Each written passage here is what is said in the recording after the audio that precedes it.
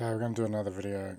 I'm sorry the dog is snoring, but at least she's quiet, so I can actually do this.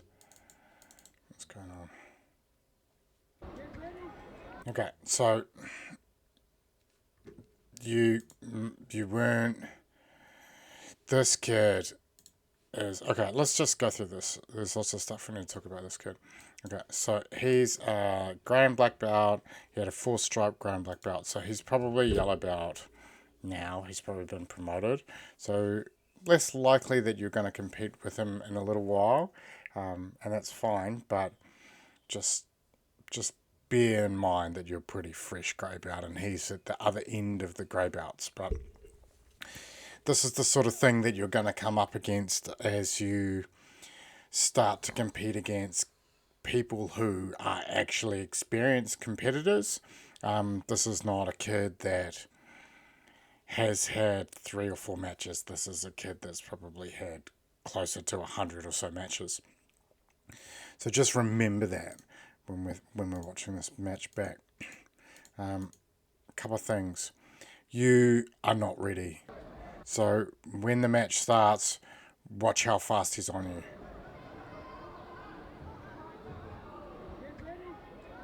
So he's already like taken 2 steps before you, and he's on you. So already put a lot of pressure on you. Look at his grips. So he's already gone collar grip, and he's already gone sleeve grip. So clearly left-handed. It goes for Osada straight away. You've done a good job of defending that. Now, you should try to take his back straight away. Here is your opportunity to get on his back.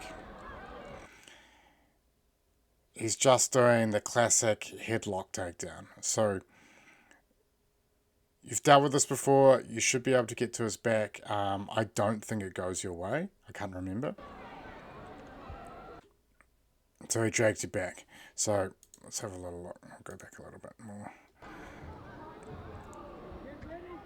So rushes you, goes for Osada, pulls you around, goes for the headlock, and then when you start resisting that way, he goes back in the opposite direction. So obviously he's quite skilled. He knows what he's doing. I'm just going to turn that volume down a little bit more. Okay.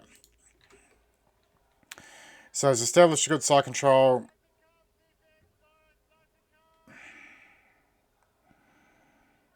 So you will find that this particular defense, side control, will not work against people who are half decent. It just won't.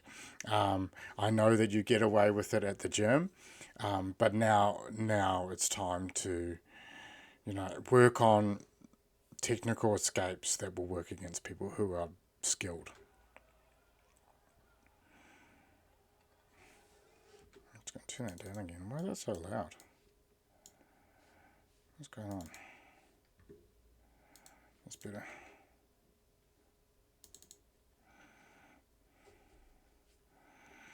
Yeah, so he's done a really good job of staying away from your legs by moving north-south, and you should really be focusing on moving his hips away from you rather than trying to throw your legs over his head.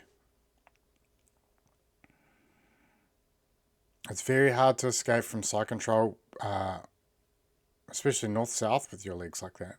You have to push him away. You have to use your arms, unfortunately.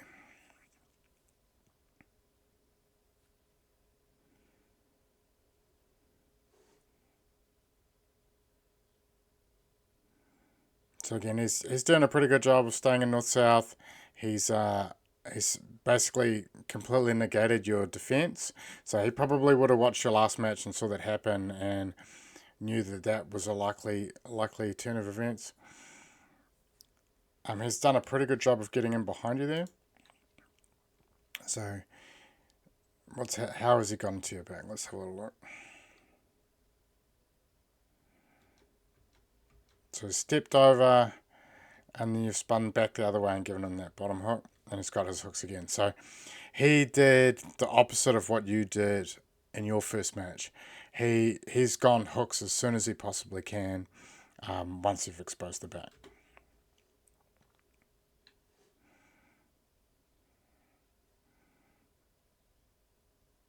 So you need to bring your hand up and grab this arm here, and that's the one you need to defend.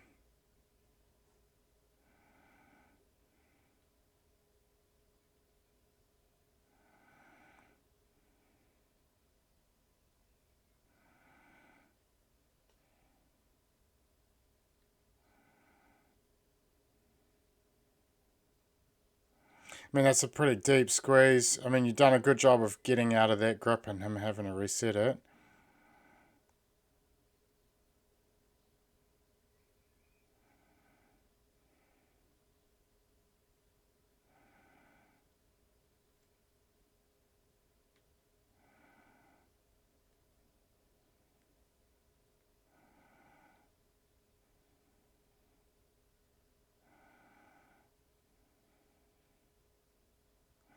Yeah, I mean, there's not much coaching I can do to get you out of that.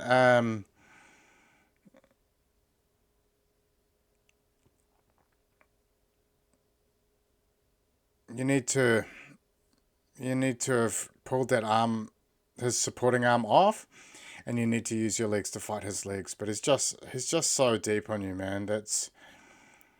He hasn't got body triangle or anything. So I mean, it could have been worse. But you're doing a good job of fighting with your hands, but you need to fight with your legs in this situation too. So, so that he's just peaking basically.